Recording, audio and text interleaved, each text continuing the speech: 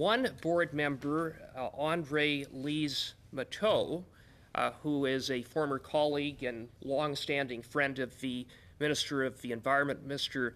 Guilbeault, received over $50 million, her companies, in funding from SDTC while she sat on the board, but she voted on.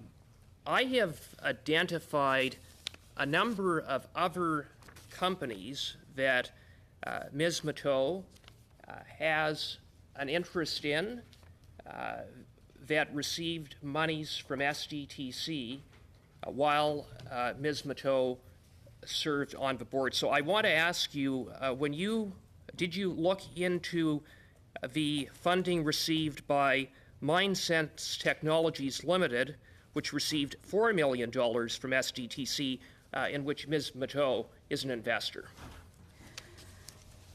So, Mr. Chair, I'm not sure I can respond at that granular level. I'll see if the team can do some research. I think it's important to know that we didn't target board members or their companies. We looked at the process that the foundation had in place, and at times there were conflicts of interest that were well managed, and we highlighted the 90 that were not. Well, Ms. Hogan, I would note that it is a blatant conflict of interest to, as you determined, to sit in a meeting and approve funding to a company that you have an interest in, and there were at least more than $50 million that went out the door that you've identified with respect to Ms. Matteau.